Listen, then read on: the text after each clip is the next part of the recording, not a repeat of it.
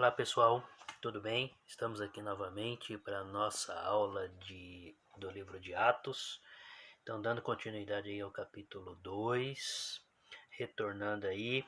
Vocês lembram que do versículo 8 até o versículo 13, eles estão reunidos em Jerusalém e ali estava reunidos ali várias nações, tá bom? Onde todos os anos, na Páscoa, as nações se reuniam, iam para Jerusalém para estar participando das festas e também participando da Páscoa, e com a intenção também de estar ouvindo a palavra de Deus, o que Deus tinha para passar para o povo, certo? Então vamos lá. Estava em Jerusalém, então em Jerusalém ali, só relembrando, tinha o povo da Arábia, o povo do Egito, da Líbia, tá? O povo de Creta, o povo de Roma, da Ásia, do ponto da Capadócia, da Mídia, certo? Da Partíria, e assim vai, Mesopotâmia também. Então tinha várias nações ali reunidos, e a intenção deles era ouvir a palavra, era ouvir o que Deus tinha para falar para o povo. Então era um momento ideal que Deus usou para que o evangelho fosse propagado. Então, eles usaram os 12 homens, tá bom?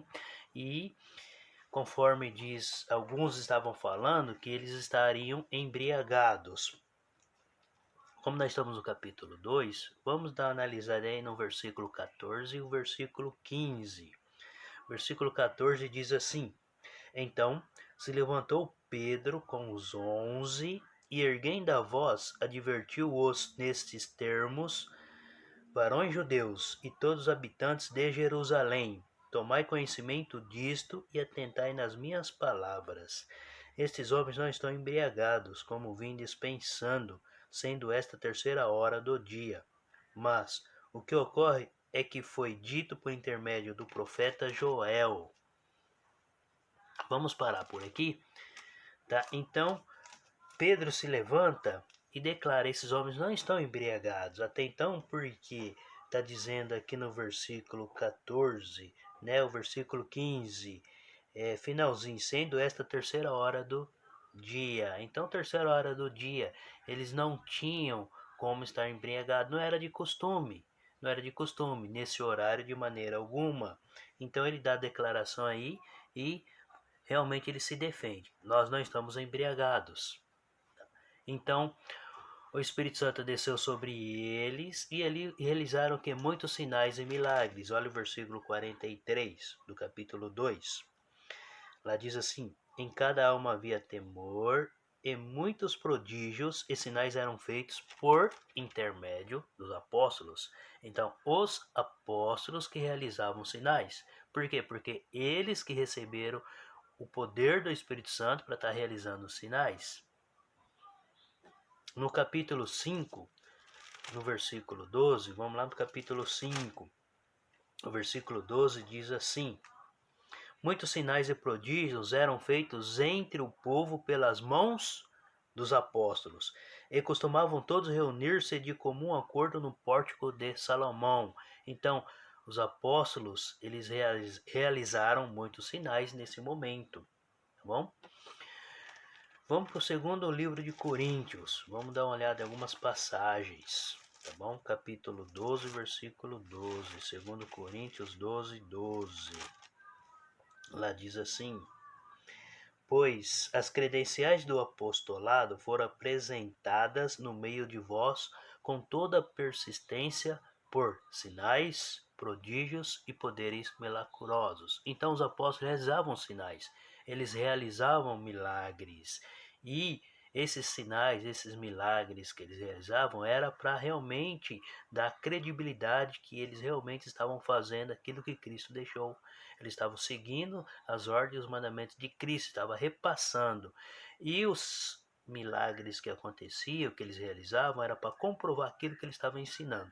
Então os apóstolos ensinavam, realizavam milagres, e esses milagres confirmavam o que eles estavam falando, a palavra que eles estavam falando, tá? Então era como se fosse assinatura, tá bom? Vamos um pouquinho mais para frente, lá no livro de Efésios, capítulo 3. Livro de Efésios, capítulo 3. Nós vamos ler o versículo 3, o 4 e o 5.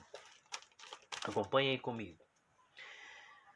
Versículo 3. Pois, segundo uma revelação, lhe foi dado conhecer o mistério, conforme escrevi há pouco, resumidamente.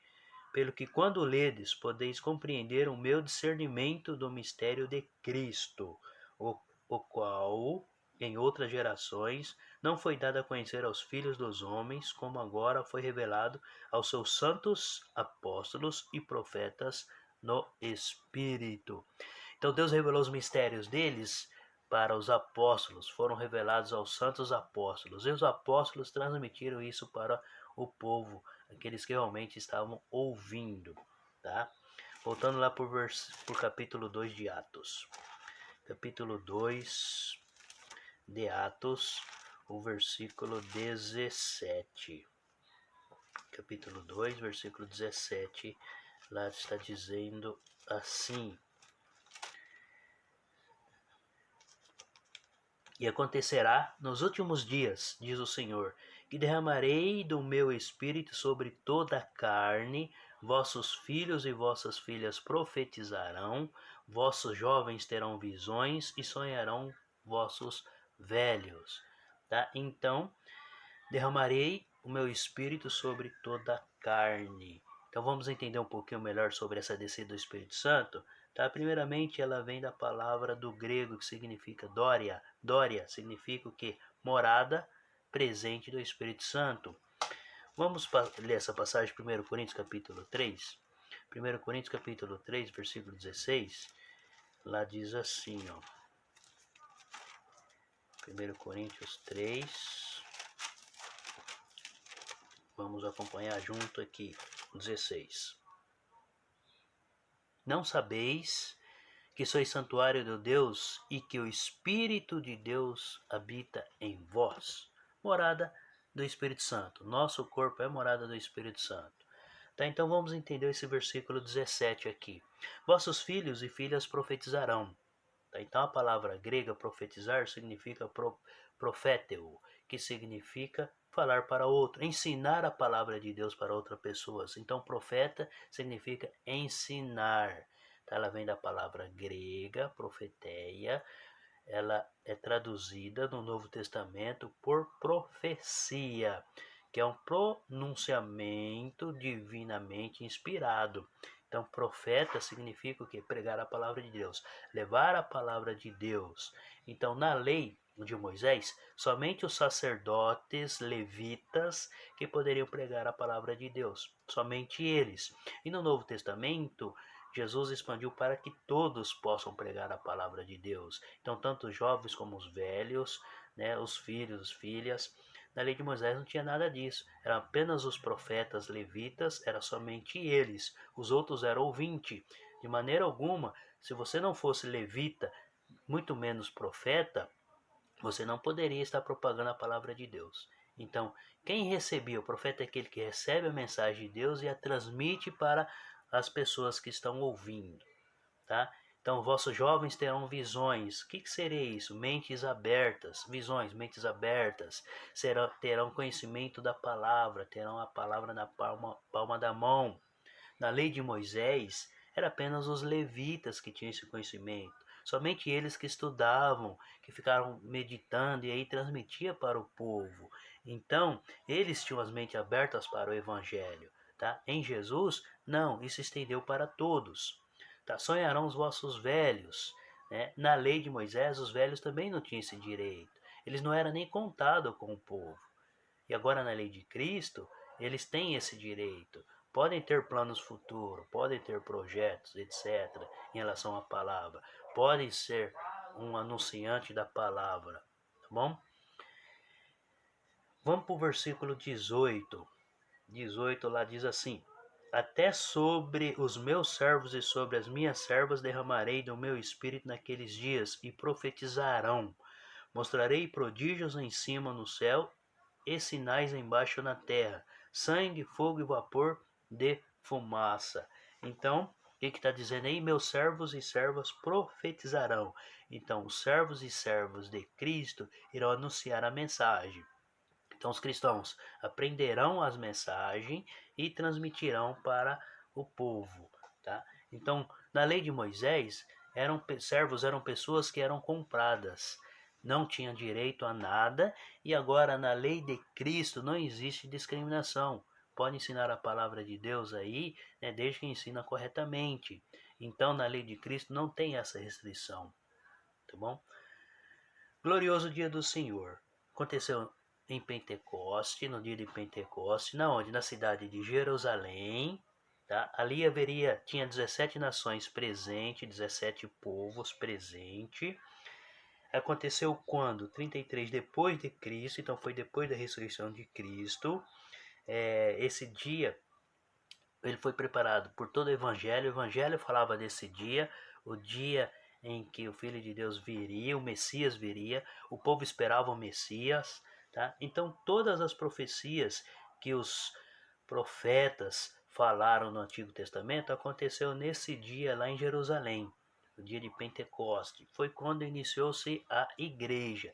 Deus usou seu Filho para instituir a igreja. Cristo vem e instituiu a igreja. Começou o quê? A nova lei. Então aí começa o Novo Testamento. A lei de Cristo começa a vigorar. O Novo Testamento começa a vigorar. Aí Jesus nos traz o quê? Nos traz a oportunidade de alcançarmos a salvação e receber o perdão dos nossos pecados. Certo? Então, versículo 20, né? O sol se converterá em trevas e a lua em sangue antes que venha o grande e glorioso dia do Senhor. Olha o versículo 21 comigo. E acontecerá que todo aquele que invocar o nome do Senhor será salvo. Então, todo aquele que invocar, aquele que realmente está ligado com Cristo, invocar o nome dele, colocar em prática, alcançará a salvação. É uma promessa que ele nos dá. Todo aquele que invocar o nome será salvo. Se a gente voltar lá no Gênesis capítulo 12, né, quando ele chama Abraão e fala as bênçãos a Abraão, então lá nesse capítulo 12, versículo 1, 2 e 3, Deus chama Abraão e faz 3 promessas. Tá? Então, de ti farei uma grande nação, seria a primeira promessa, e a gente viu que lá no estudo quando o povo foi para o Egito, era escravo, depois saiu, Moisés tirou o povo de lá, saiu como uma grande nação. Né? A segunda bênção que ele foi dada, daria a terra prometida. Então, primeiro, uma grande nação, segunda bênção, a terra prometida, e que quando o povo saiu do deserto para, conjunto com Josué, para conquistar a terra, Deus está cumprindo a segunda promessa. Certo? Deus cumpre a primeira promessa quando? Quando ele sai do Egito, lá aproximadamente 3 milhões de pessoas, 600 mil homens, sem contar crianças, mulheres, né, e pessoas idosas acima aí dos 60 anos. Então, uma grande nação. Quando eles entram na terra com Josué, a terra prometida, Deus cumpre a segunda promessa. E a terceira promessa está no versículo 3, né? Em ti serão benditas todas as nações da terra. Então está falando de quê? Que quando Cristo morrer e ressuscitar e instituir a igreja, essas bênçãos serão estendidas. Essas bênçãos não serão apenas para o povo israelita, nem para os judeus, mas sim para todas as populações. Se Deus usou lá em Jerusalém, no capítulo 2 de Atos, onde as nações estavam reunidas para estar propagando o evangelho, todas as nações iam lá, então Deus usou justamente para que dali o evangelho fosse espalhado mais rapidamente, e todos ouvirão o evangelho, e aqueles que crerem e acreditarem em Cristo poderão alcançar a salvação. Tudo bem? Então, meus alunos, no livro de Joel, capítulo 2, versículo 28, quando ele fala lá, derramarei do meu espírito sobre toda a carne, tá?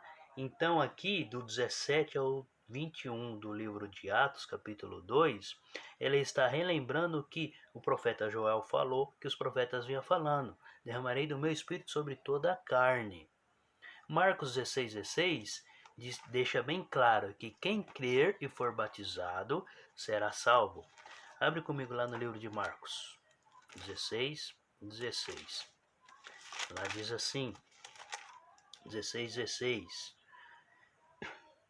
Quem crer e for batizado será salvo. Quem, porém, não crer será condenado. Então, para alcançar a salvação, tem que ser batizado, tem que ter entendimento, tem que saber o porquê está sendo batizado e correr o risco, né? Tem uns riscos calculados e seguir em frente aí. Quem crer for batizado será salvo. Deve passar pelas águas. No capítulo 2, aí no versículo 38, capítulo 2 de Atos, vamos retornar para o livro de Atos, que é o nosso livro de estudo, tá?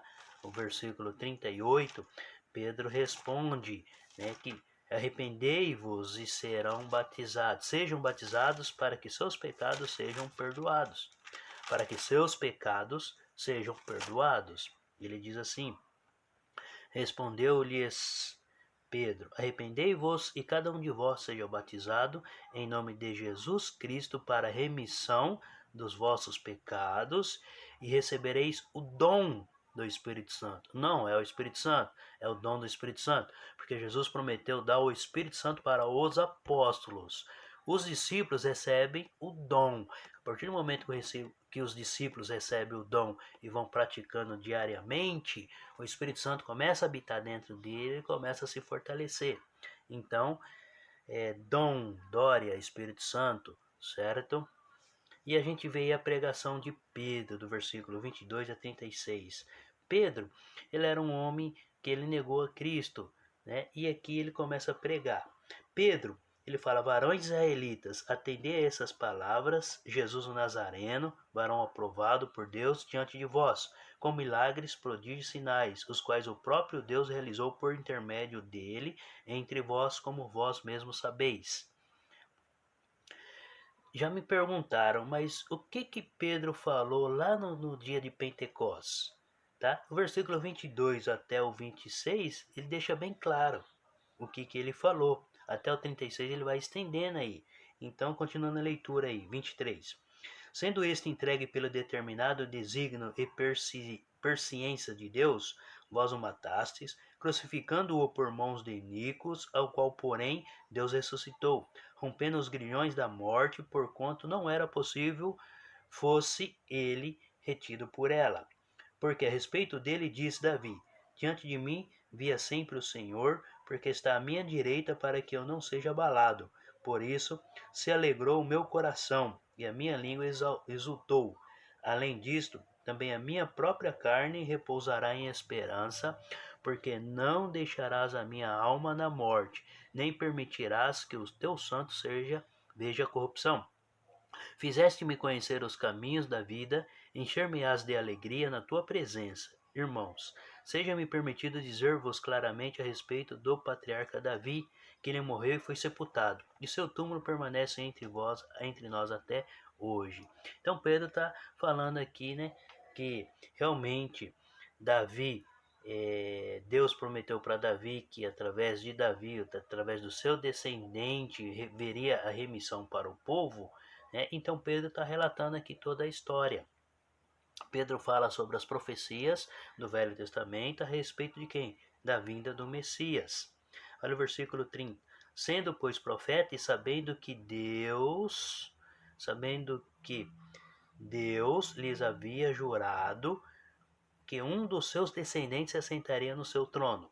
Prevendo isto, referiu-se à ressurreição de Cristo, que nem foi deixado na morte, nem o seu corpo experimentou corrupção. A esse Jesus, Deus ressuscitou, do que todos nós somos testemunhas. Exaltado, pois, à destra de Deus, tendo recebido do Pai a promessa do Espírito Santo, derramou isto que vestes e ouvis. Porque Davi não subiu aos céus, mas ele mesmo declara: disse o Senhor ao meu Senhor: assenta-te à minha direita, até que eu ponha os teus inimigos por estrado dos teus pés. Esteja absolutamente certa, pois, toda a casa de Israel, de que Jesus, que vós crucificasse, Deus os fez Senhor e Deus. Tá, então Pedro fala sobre as profecias da ressurreição. Não deixaria, versículo 27, minha alma na morte. Então Jesus foi ressuscitado. Tá? E o versículo 24 tem a ver com Salmo 16, 8, 11, tá? Que fala sobre desculpa, gente, que está falando aqui que Deus declarou Jesus como o Senhor de nossas vidas, Senhor de tudo. Meus amados, então aqui nós terminamos mais esta aula, tá? Vamos ter um intervalo aí e depois teremos seguimento a esta aula aí. Vejo vocês em breve. Até logo.